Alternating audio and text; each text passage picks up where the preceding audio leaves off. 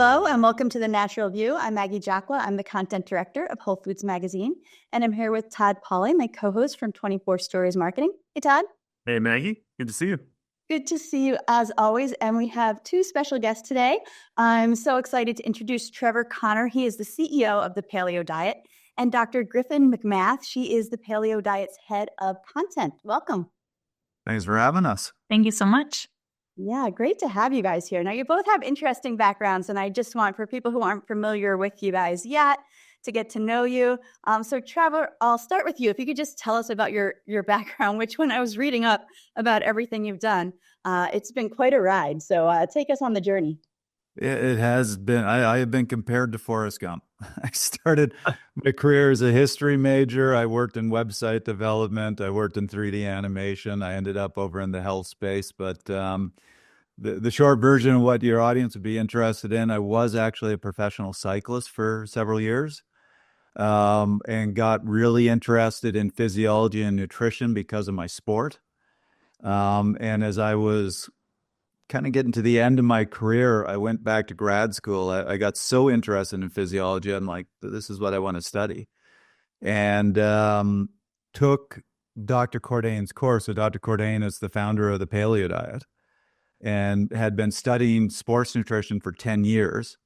So when I took his course, it actually made me really angry because it was not at all what I had learned. And I got so angry, I actually tried to prove him wrong. And in the effort of trying to prove him wrong, I kind of became convinced. But the other thing that was interesting was happening. I was 40 years old at the time, started following some of the diet and was just training better than I had in years, and went back and did another year as a professional cyclist at 40. Wow. That's inspiring on so many levels. I love that. First, that you could see something and you come at it with doubt, and then you're like, the biggest convert, and also just kind of that second act on multiple levels. So I love that. So Dr. McMath, can you tell us how, your kind of history? I know you have an ND, so let's fill people in your background. Yeah. So for those that don't know what that is, I'm a naturopathic doctor. I practiced after med school in integrative oncology and a variety of settings throughout my education and training in global health, really looking at how lifestyle medicine and those kind of basic building blocks can be utilized, and especially diet, which is, where I'm at now as far as nutrition goes. But after my experience with integrative oncology, I spent a lot of time looking at how we can communicate health messages to the public. And so I spent a lot of time in nonprofit sector doing a lot of public awareness campaigns, national messaging, and really looking at how the nuances of how we deliver information can be received. And so that was a really fascinating development. I did a little bit of time in herbs and supplements, which was really great, working with other healthcare providers. And then Trevor and I collided and had a really awesome opportunity to look again at how a huge aspect of our lifestyle, our relationship with food, what we choose to put on our plate, how we relate with food with others and community, and have a really awesome opportunity now to mobilize our team and say, okay, how do we talk about diet, which, I grew up at a time frame where diet was like the capital D, and there's, such a terrible connotation with that word. But how can we lean into some of the challenges that we have now, whether that's inflation, high grocery costs, people who live alone but don't want to buy in bulk and still want to save on a budget, conflicting dietary restrictions and needs. And I saw the Paleo Diet as a really awesome opportunity to tackle a lot of those challenges for the modern consumer and try to make us as healthy as possible. Yeah, that's great. And, before we get heavy into the Paleo Diet, let's just set a baseline here for a second, because, as a consumer and also someone who's been in the natural products industry for a long time, you hear the Paleo Diet, or I'll hear a neighbor like, oh, I'm eating paleo. And my guess is that some people really know the definition of that, and some people say it and may not, right? So let's talk a little bit about your authority around the topic in terms of, let's just establish that and maybe a clear definition, and then we can get into all the good details. Does that sound good? It sounds important to do, because you're so right that you in the store, you'll be going down the aisle and you'll see something that marks paleo, and I'm like, I have no idea how they even thought of that, or friends and family that do the same. But I think I'm going to refer to Trevor on this one as the CEO. Yeah, I mean, this is conversations we have all the time, and I have people come up to me and raise their issues about the paleo diet, and my usual response is, agree 100% with your issues. The only argument I have with you is you're not actually talking about the paleo diet, because there's so many different definitions and concepts of it. But I mean, going back to our background and why we feel we have some authority with this, Dr. Cordain was the creator of the paleo diet. He was my advisor in college. He had this business while I was in college, and when I graduated, I went on to work with him, and he retired in 2018 and handed it off to me to really try to continue his science. But Dr. Cordain, he is a scientist through and through. Everything is about the scientific method. Ever since I've known him, he just loved to sit and read research. And the diet came out of him just spending 15 years reading the science on nutrition and just saying, here's what it points to. And so, yeah, you say everybody talks about I'm paleo and the paleo diet. It's kind of a mixed blessing because it's a catchy term, but it sounds very faddish. Dr. Cordain, when he wrote the original book, I always love telling people this, the original title, I think I have this pretty close, was something on the lines of a more natural human diet based on ethnographic Paleolithic data. To which the book publishers went, yeah, no, we're not doing that. Sorry. Rolls off the tongue, doesn't it? Yeah, and they also said rewrite he had written half the book, and they're like, rewrite all that because you wrote it as a scientific review and nobody's going to read that. Nobody's going to understand that. I could tell you, I worked when the diet, was newer. I worked at First for Women and Women's World, and I know that we covered it in depth. And if that had been the title, I think we would have missed it. It would have been missed.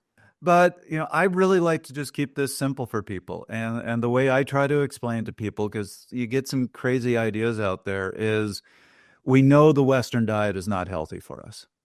So the question is, how do we figure out what is the healthiest diet for people? And Dr. Cordain's bias, I think his genius was to say, instead of starting with the Western diet, which we know doesn't work, let's try to look at what were the foods that we evolved around and then create a diet that mimics that much more closely. We can't eat the diet that we ate 100,000 years ago. Those foods don't exist anymore. So this is all about trying to mimic it. And when I tell people the very basics of the diet, or just get it down to a couple sentences, general response is that makes a lot of sense, which is just eat natural, less processed, nutrient-dense foods. So that's fruits, vegetables, lean meats, fish, nuts, seeds. And when I tell people that, they go, well, that's what I learned in kindergarten. You go, right. It's actually not that wild and crazy a concept. I want to get into some of the paleo diet as a company, the brand and your mission. But since we're kind of on the topic of the science and what the diet is, a big section of your website just asks why paleo and kind of goes into the benefits. So if you could give us a rundown of some of the research, which I know people want to take a deeper dive, they can get that on the website. But if you could just give us an overview, some of the research and some of the benefits that people can get. Yeah, I mean, something that we've been kind of really proud of is when Dr. Cordain first introduced the concept, he was basing on the research that was out, but obviously there had been no research on the paleo diet. So there was a lot of criticism saying there's been no studies on the paleo diet. Something that you're really seeing now that we like to point to is there's been a lot of studies now conducted on the paleo diet. And more importantly, there's been meta-analysis done. So meta-analysis takes multiple studies, pulls them together, and kind of meshes all the data together. So I'm trying not to get very technical. And says, what does these multiple studies, when you pull them all together, what do they say? So really think of meta-analysis as that's the gold standard, the highest level in scientific research. And there's been, I think, 9 meta-analysis now that have looked at the paleo diet and multiple other diets. And they've all been very positive about the paleo diet. There was one in particular that we were really proud of that took all the current popular diets, the DASH diet, the Mediterranean diet, vegan diet, plant-based diet, Western diet, and looked at them in terms of their ability to fight the markers of chronic disease. And in that meta-analysis, paleo diet came out number 1. In particular, its ability to reduce inflammation was way above all the other diets. So that's, we're getting asked, why are we really doing a push right now? That's part of the reason why. And people criticized in the past that there's no research. Now, in the last few years, we're really showing that, yeah, there's some good, solid research behind this, that the diet works. Yeah, well, I mean, good timing too, because so you have this research coming out and you're doing a push, but also I would say, there are some societal factors that are causing people to take another look at food. I mean, very recently, obviously in the last month or so, people are talking a lot about dyes in food and, whatever that issue is, we're really then talking about processed food, which is, something that's, completely different from what you advocate for the paleo diet. So I'm wondering if you've thought about, the timeliness from that standpoint. Why is it more relevant right now? And why is this a good time for people to stand up and pay attention to it, even if they've heard about it a little bit in the past? Like, what is it about right now? Do you think that's really important from that standpoint? You touched on the other really important side of this is where things are trending right now.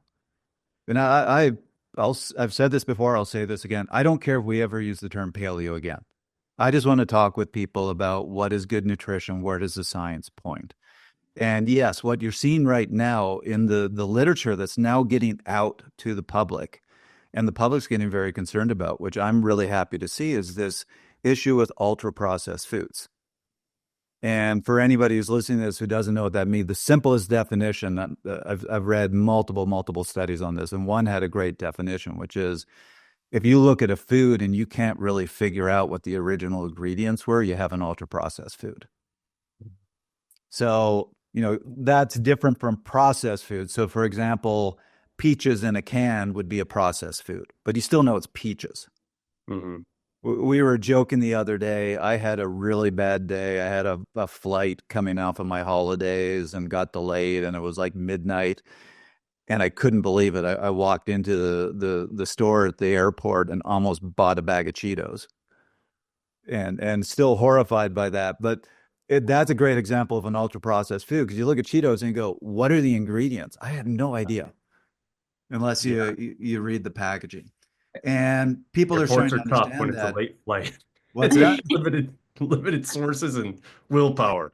Yeah. That's exactly where it's at. I knew I couldn't get anything healthy, and I just went, well, if I'm going to eat garbage, let's just go all the way.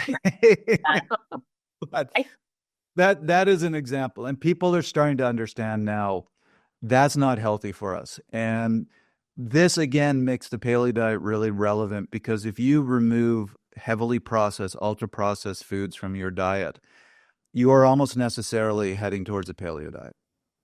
I told you the foods that are in a paleo diet, and those are the only foods that we can eat in a unprocessed or minimally processed way. I think to that point, we're talking about this convergence of a lot of different conversations that are happening at the same time that are just kind of happening. And part of that's because of the political cycle that we were in, and then the different, feelings that people have or beliefs. But people are way more attuned now to how their food or their beverage impacts their body and their relationship with their food.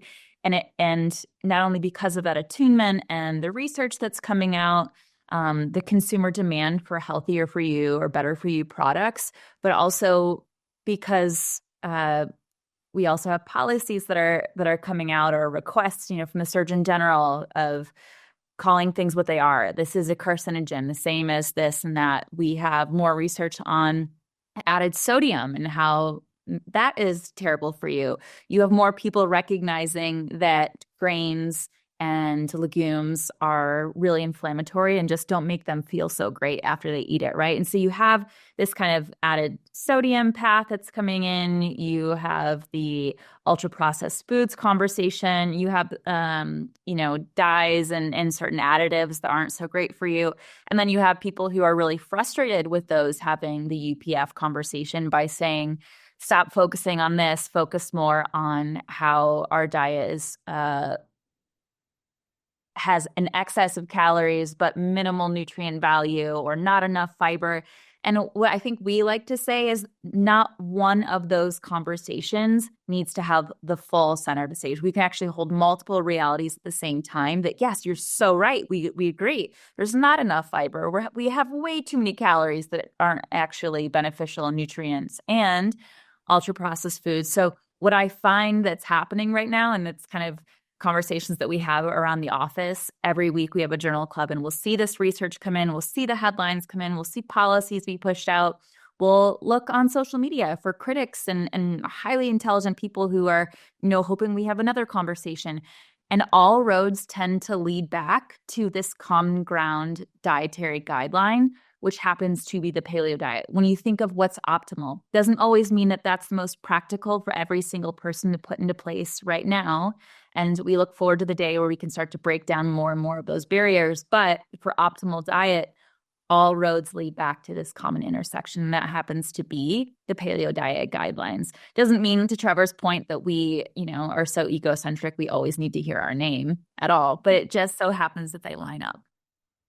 Yeah, and I mean, I think you raise a good point about the advocacy being so much more front and center. A lot more people are engaging in the conversation, and thankfully, a lot more consumers are listening to the conversation. And I know that that's been a real focus for you at the Paleo Diet, this health advocacy mission. So, just wondering if you could talk from your perspective about some of the things that you're doing, and who you're reaching, and who you're serving, and what your goals are there. Yeah, so a lot of the people, the Paleo Diet ended up doing a big rebrand a few years ago. So as Trevor mentioned, he took over the company from Dr. Cordain, the founder of the Paleo Diet. And in that effort, there was a great deal of research into who are the people who are actually really looking to the Paleo Diet to help solve certain problems or to make their life better. And, we worked with some great companies and found out a lot of information. And from there, we try to say, okay, these are the goals that people have. And, 15, 20 years ago, people were really, really concerned with weight loss.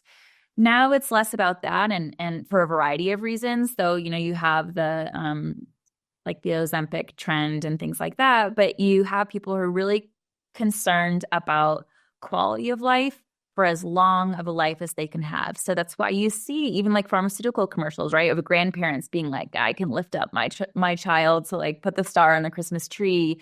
There are people who are saying, how can I live better longer? And so there's things like longevity, that's cognitive and mental health. Those are concerns with feeling vibrant and looking the way that you want to feel, health from the inside out. That's energy. Those are people who, run clubs and this idea of social fit third spaces. So athleticism is on the rise. So how can I perform better, not only athletically, but in my career as well? How can I show up? And so we looked at a variety of those kind of health benefits and then found that these people have obstacles outside of those health benefits that are really getting stuck in their way. And that's busyness. That might be because they're a parent and there's just the mental load of that is outrageous. Kudos to all parents everywhere. You have people who are busy professionals like Trevor and I who help run companies and have a long list of things to do outside of work as well. And so we looked at all these challenges and we're trying to kind of pair, this is the health benefit, this is the challenge, this is the person.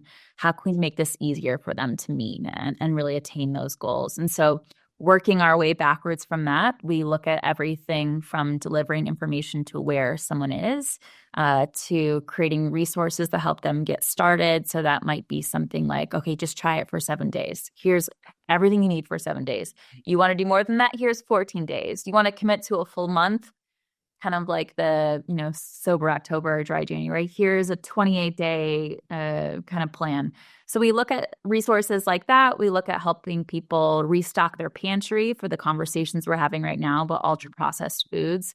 And then we build on it. So we're pretty excited about all the resources we have now for individual consumer, but also how can we pivot and help the other organizations that help our consumer too. And that ends up being, retailers or larger organizations. That's a really important point to us. I mean, when I took over the business from Dr. Cordain, I made a promise to him that we would continue to promote his science and we would continue to try to promote healthy nutrition for people. He was a professor. He never made any money off of this. He really did this to help people. And one of the biggest compliments I had was he certainly got bigger bids on the business than what I was able to afford. But he sold the business to me because that was my promise to him. And that's why we became an advocacy organization. Our primary mission is just to help people.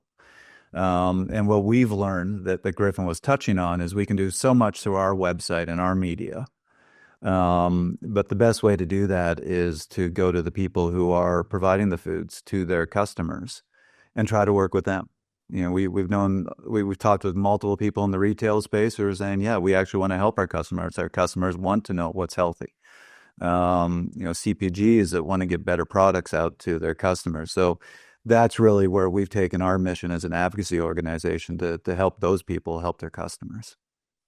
Yeah, I think that mission's so important. I also, call me naive, but it just seems like as we've talked, in the last few minutes about consumers and what's trending in terms of health information.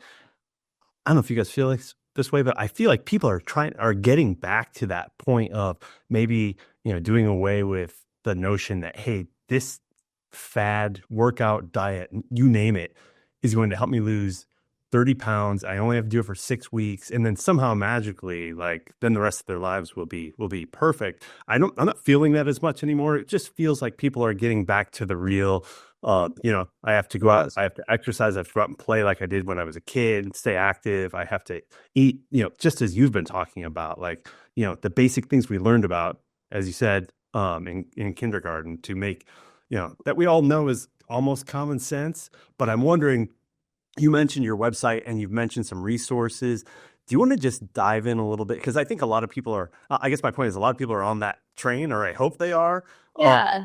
Let's talk about paleodiet.com because there are specific resources there. And I think it might be worth mentioning just a couple of specifics that people could go through if they're listening to this and they could get started, right? Absolutely. And I think it's so important that you said that. There used to be, I think, as a population, we're so tired of bouncing from one magic bullet solution to the next for some quick, superficial goal that we tend to have. And I don't want to say that certain health goals are superficial, each their own, but there is that if I just do this, it'll fix it and it'll be done. And I think we've gone through so many and we've seen the other side of what those fads or quick fixes were. And we realized that they all had a downside, right? I could do this, but I'm going to rebound in 30 days, or I'm going to, do this little thing for a little while. But it's not about a single magic bullet. The magic is in the little decisions we make and the cumulative effect of those things. And so what we've done is we recognize that they're not to be super reductionistic, but some people do really well making lifestyle choices, changes that are cold turkey. They're sudden, they're dramatic, and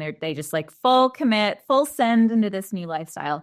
There are also other people who need to kind of court a new lifestyle. They have to habit stack and just slowly creep into this new way of being. And so to try to acknowledge both, and for those who just want to try something a little bit, see how they feel, and then commit at a later date, we've created a diverse set of resources. So we have a 7-day, we have a brand new 14-day, what we call Paleo anti-inflammatory diet. The whole Paleo diet is anti-inflammatory, but we created this to have a special kind of introduction to especially anti-inflammatory foods. We have a 28-day reset, and I use air quotes for some of these things because any health organization, you said you've been in the natural products industry before, you have to promote things sometimes in a way that people search for them. So we use words sometimes like reset, and it's like we want to be really mindful about the impact of that to the conversation about magic bullet. But that's sometimes how people can find those resources, because that's what they're thinking of. Like, I just genuinely want a reset. So sometimes things are worded in a way to help people find them.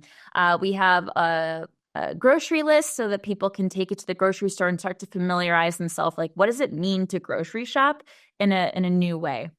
So we have a list that you can pull up on your phone or send it with your loved one who may get lost at the grocery store sometimes and call you 4 times, where is this?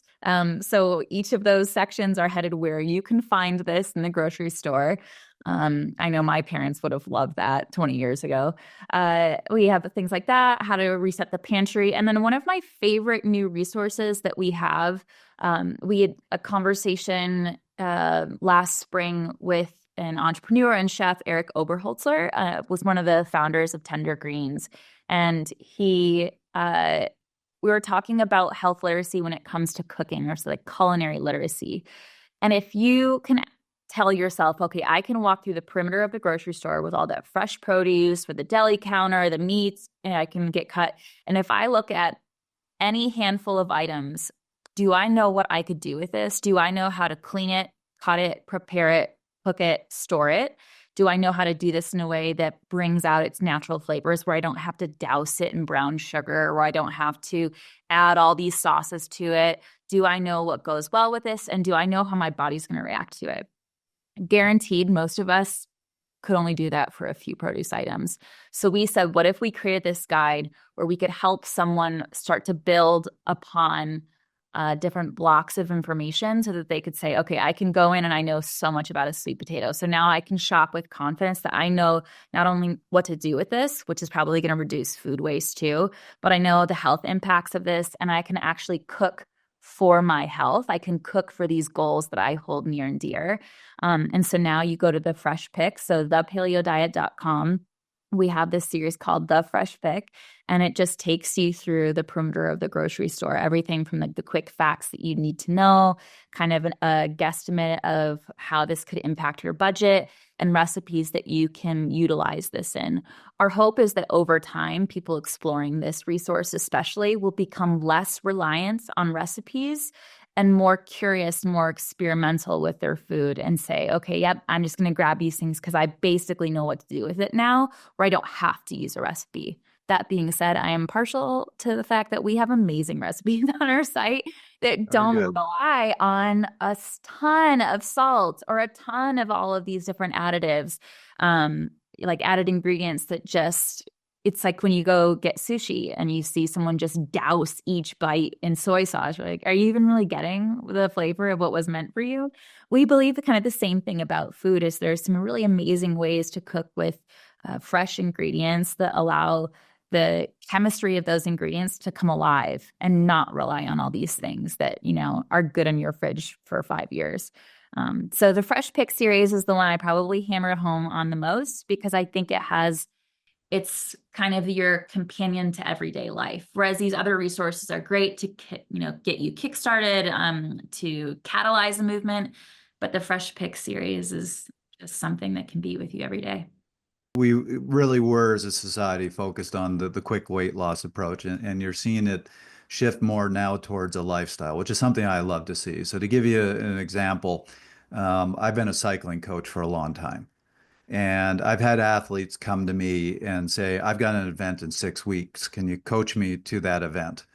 And the answer I always give them is, I can, but here's what I want you to understand. The way I'm going to coach you to get you ready for an event in 6 weeks is fundamentally different from how I would coach you if we were working together for years and this was just part of your lifestyle. And that 6 weeks is not going to be fun. It's not sustainable. I call it the Rocky montage style of training. I'm like, I'm going to get you really strong. You're going to do well at your event, but you're going to come out of it looking like you went 12 rounds with Apollo Creed. So it's not something that we want to do. And I see the quick weight loss diet approach very similarly. You can lose weight quick, you can hit your goals, but it's not fun. It's not sustainable. It's probably often not even that healthy. And really what we're more interested in is that lifestyle, which, we have an aging population. People are much more interested in where am I going to be in 10 years? Where am I going to be in 20 years? How do I make a sustainable lifestyle?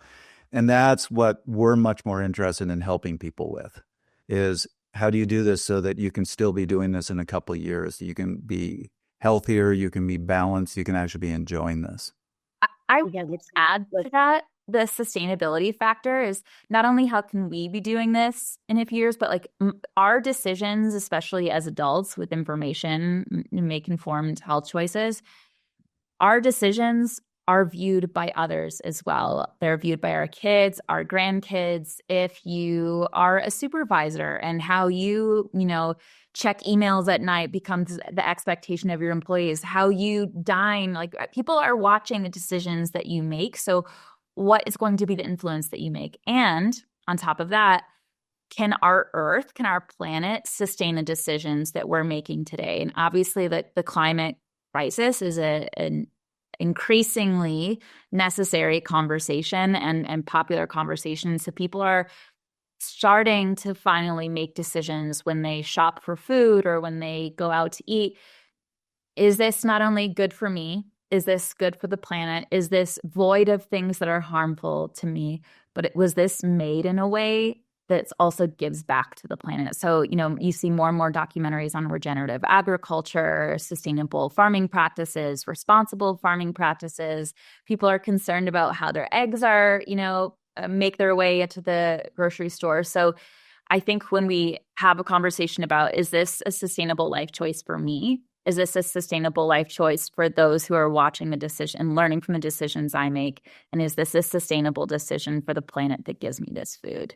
And I think as soon as you start to think about just those three questions alone, deciding whether or not UPFs are good for you or the environment is a pretty easy decision to make. Deciding that you need more fiber in your diet, but you can't do it through as many calories, starts to make these decisions a lot more simple.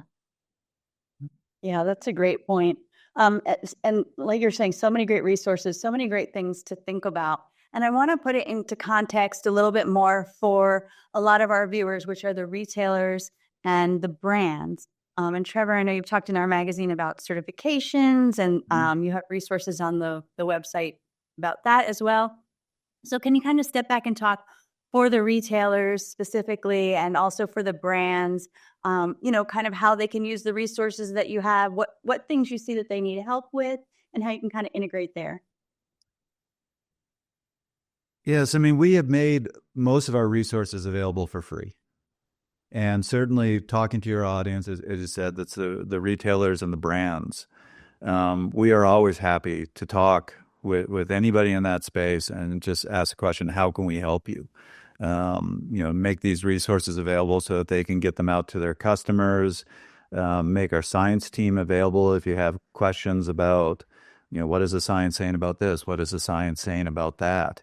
And just overall help on how do you help your customers? They want to get healthier. They want to get away from ultra processed foods. They want to live a longer, healthier life. How can we help you get that message to your customers and point them in the right direction so that they know that you are concerned about their needs? I'm not certain I'm answering your question here, but that's, that, as I said, we're an advocacy organization and working with retailers, working with brands to help them get better for you products out to the customers. That's what we want to do. So we are always happy to help in any way possible. I'd add to that too. Some of the most common questions that product companies will ask us is they'll say something like, I can distinctly remember conversations I've had with bone broth companies, with sauce companies, especially from different cultures, especially where they're saying, we have customers emailing us all the time asking if we have low sodium options, and we have no idea how to produce this in a way that doesn't rely on salt. So we get asked for questions about formulations. We get asked about alternatives to legumes and grains, so people can still enjoy the product without relying on something that's as inflammatory. We also get asked we've had retailers talk about how we can create recipes for them for produce items that are in season that are healthier for you. You know, you see those inserts at the front of a grocery store. The Fresh Pick series was a great example. We've worked with a specialty product company who has microgreens. And so we've worked with them to not only say, okay, you have a product, we can help do the research on the benefits that these products may bring. We can show people how to incorporate this into their life every day. For this company, they have a specific technology that they use as well. So we were able to meet them and their needs at a variety of different points that benefited both of our audiences. And so I think that was a really great example of how we've worked with specialty products, and then incorporated them into our existing series and then gave them material for their site as well. That's great. Something very quickly, something we didn't mention, you're asking us about the authority that I should mention. And we do own the trademark on the Paleo Diet. And when I took over the business, I was really looking at, how do we manage this trademark? How do we use it? And we certainly have been reaching out to people who are infringing on the trademark and in very nice ways saying, please either stop or let's work together. But what we've been more interested in with the trademark is reaching out to people who are doing good things and saying, let us work with you and let us put the trademark on your products. Let you use it. Let's put it on shelves wherever you need to use it, and we'll promote you. We'd much rather use the trademark to reward and work with people that are trying to do good things than sit there in court and go after all these people that are doing bad things. And we still obviously tell them you need to stop, but that's how we want to use the trademark, is to work with people trying to do good things, trying to help customers. I mean, the way you're using that trademark sounds like the way you're approaching the whole topic, in that you're here to help. You're really, coming from an honest, genuine place. I have one last question, and feel free to say, punt on this one, but I'm just curious from a consumer standpoint, if a consumer would listen to this and be like, yeah, this makes complete sense, I'm all in, and they go to the website and they find resources.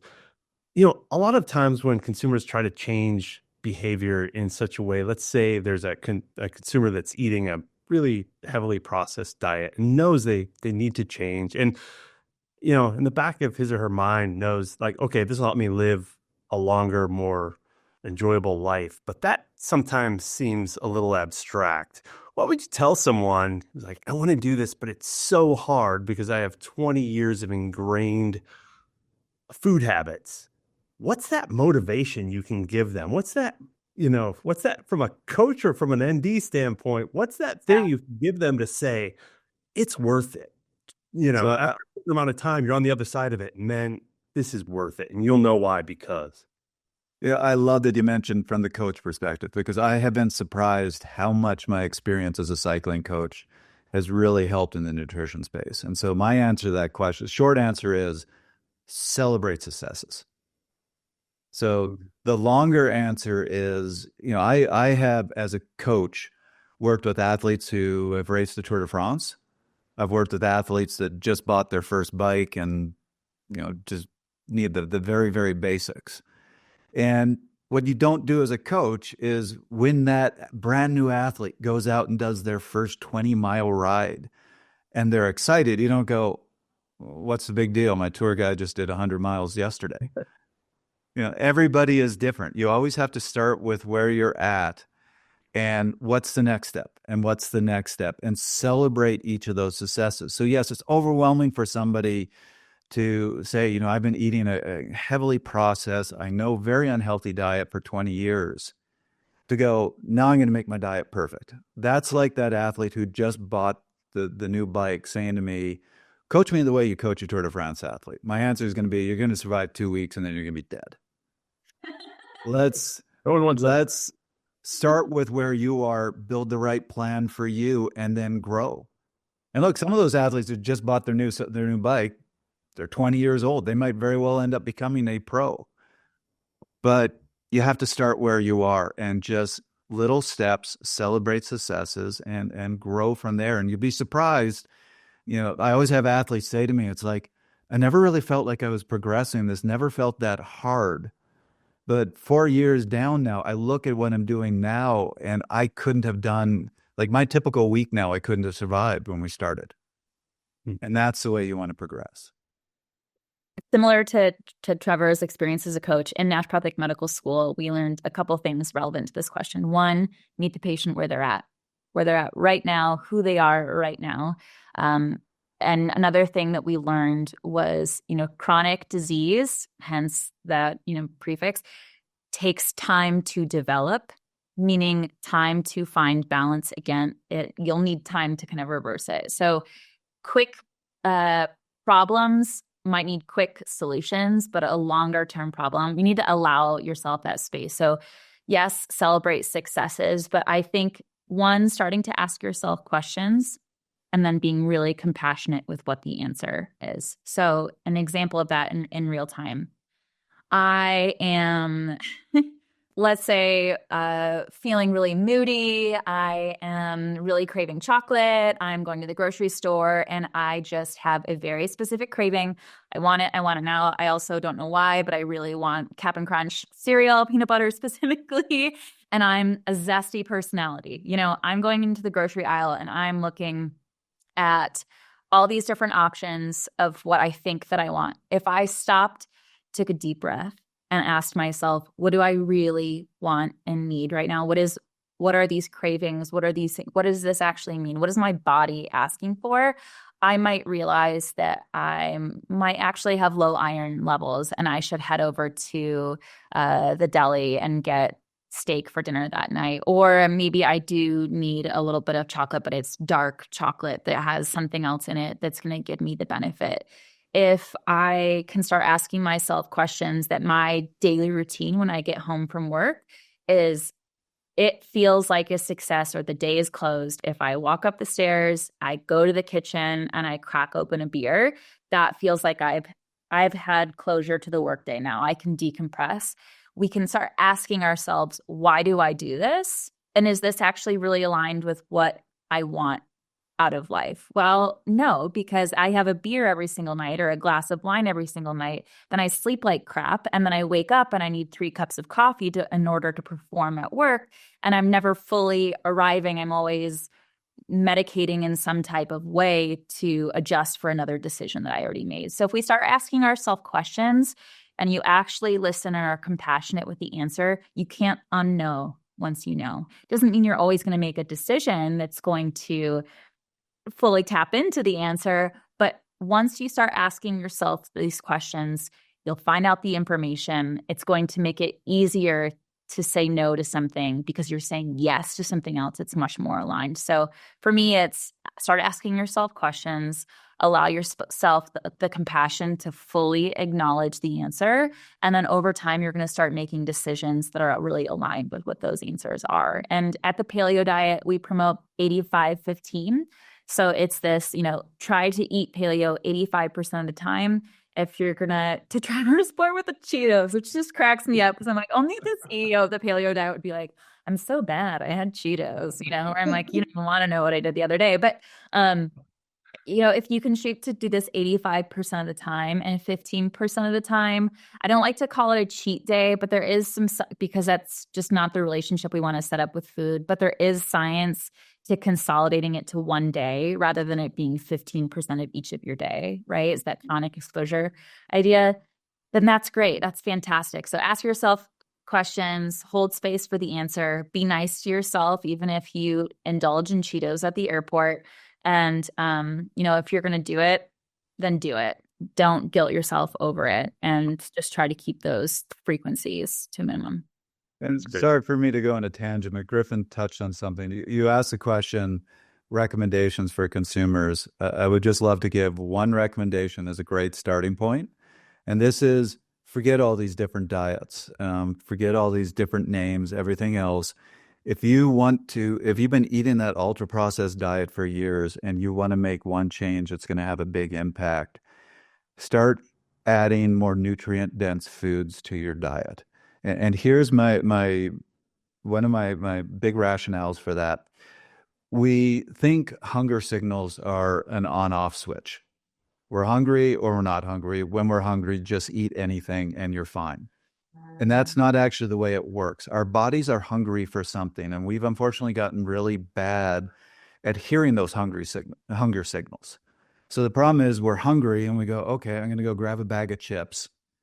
And your body's response to that is, that's great. Thanks for the calories. I'm going to store all those. Yes. Yes. But what I needed was B6 or calcium. And you didn't give me that. So I'm not going to turn off the hunger signals. And that's why people complain all the time. I ate 1,000 calories and I was still hungry. It's because you weren't giving your body what it needed. So instead of grabbing the bag of chips, if you grab something that has a lot of nutrient density, then your body's going to say, thank you. You gave me what I needed. I'm going to turn off the hunger signals. And we did this. We actually wrote an article on it. We took all the different food groups and ranked them in terms of nutrient densities. And I got to go back and look at this. I feel like I've said this so many times, I might very well not quite have it right anymore. But the order we have is top of the list, vegetables, then seafood, then fruit, then lean meats, then legumes. Then eggs, then legumes. And then when you start getting down to the bottom of the list, it's dairy, grain products, and the bottom of the list is nuts and seeds. Now, we didn't treat ultra-processed foods as a food group. They would absolutely be the bottom of the list. But best thing you can do is just top of that list, vegetables, seafood, fruits, lean meats. Start adding more of those to your diet. In place every once in a while the chips and the things that are just low nutrient density, and you're going to find you're going to be less hungry and you're going to eat less, and you're going to start feeling healthier. It's really that simple. Great. Excellent. I want to ask you guys before we let you go. You talked about your journal meetings. You're just so both of you just so tuned in to everything that's going on in the whole nutrition scene.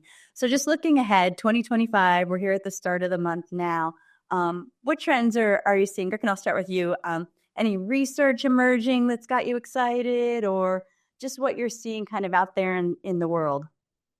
Yeah, I mean, I think one of them, let's just acknowledge the conversations that are happening, whether or not I agree with them. There's big conversations on seed oils. There's big conversations about UPFs. There's huge conversations about alcohol right now. And they're starting to resume conversations about sodium and added sodium. So that kind of like, you should be adding salt to your water conversation that people are also having. I think when it comes to what I predict personally, Trevor and I have had so many of these conversations at this point, so I think he'll have another answer. I really do think we're going to start to see more budget-friendly, sober, food-oriented third spaces beyond just the ones of going out to eat, because a breakfast sandwich for some reason now costs me $20. You're going to see people kind of do that at home, collective in my community. What are your dietary needs? Let's all get together and do this. So I think sober social spaces with healthier food options are going to be on the rise. I think because we're seeing more research on UPFs. We're also seeing, I like to mention these things because I know that Trevor's not going to say it. So Trevor's going to have some great answers. I'm just going to cover the ones I know he's not going to say.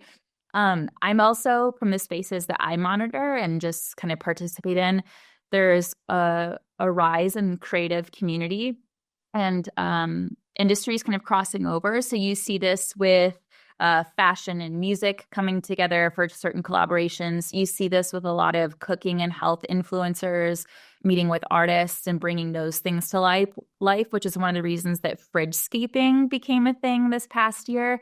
And so I think this kind of beautiful, can we create a luxury experience around food on a dime, is going to be a thing. So I think people knowing that inflation and costs are going up, people are going to be more creative, and whole foods are going to be like a really beautiful aspect of not status symbol, but kind of like a luxury thing. That's why you see a lot of brands leaning into it. And then lastly, I know I talked about sober curious movement. I think we'll continue to see people really curious about longevity and brain health and foods that support that. So this idea of sobriety not only being cool, but like, wow, I can think, I can perform better, and I want to be around for a long time. So I think those are like the health concerns that we're seeing, not only more research, but more decisions around. So I know the first couple, you weren't necessarily expecting me to talk about the creative community, but we are seeing that in the content industry, especially. In order to deliver information, you have to stand out, and people can see through clickbait now. So that concept of edutainment, it's going to start looking different. It's going to need to be more creative. I think that's the thing we're going to see. I'll pass it off to Trevor. Forgive me. This is where I'm going to geek out a little because I'm going to go right to the research I'm reading. I think something that is an increasing trend, particularly in the science, that I find really interesting is the value to our health of fermented foods, particularly to our gut health and our microbiome. And I think we're going to see more and more of on that. And yeah, there is a real value to eating healthier fermented foods. Another one that I've been reading a lot about lately, which is really exciting to me, is this trend now towards calling Alzheimer's type 3 diabetes. And so there's a debate. Some people are willing to call it that, some aren't. But the one thing that's not really being debated is there are common mechanisms between diabetes and a lot of neurodegeneration. You see insulin intolerance, you see poor glucose regulation. And that's actually should be very exciting to people because I'm sure they've been investing billions of dollars into medication for Alzheimer's, and at best you're seeing a small percent reduction in how rapid the disease progresses, which is not what people want to hear. We know that lifestyle interventions can really help with diabetes, with improving your insulin sensitivity. So diet and exercise. And so if this is true with Alzheimer's, there is really the potential to slow or even reverse Alzheimer's with lifestyle. And you're starting to see studies on that, and dietary changes, exercise are showing much better benefits to Alzheimer's than any medication that we have so far. So I think that's really exciting and something you're going to hear more about in the research. And then the other thing, sorry, I know I'm really geeking out on science. We love it. We love geeking out here. You can go on forever. Yeah. Something I'm loving, which would be kind of a new term, is this concept of longevity nutrients or vitamins. So we have a list of vitamins and minerals that we know we need. And those were all identified 100 years ago. And the reason is if you are deficient in them, it's going to have a major impact on your health. So it was very easy to identify those.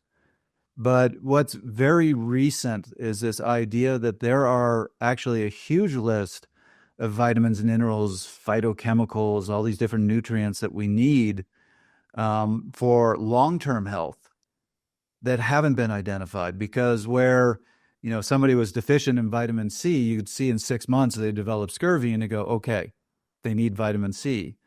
These longevity nutrients, you don't see the effects for decades. But there's very, very exciting research on all these nutrients that a lot of people haven't even heard of, that are proven to have huge health benefits for longevity and long-term health. Excellent. Well, we're excited. You'll keep us informed, I'm sure, at healthfoodsmagazine.com, and we'll help keep spreading the word to our readers, on the latest research and on what you guys have going on. It's been such a great conversation. I know we've covered a lot of ground. We really appreciate you guys taking the time to get us all filled in. It's been a great talk. Thank you.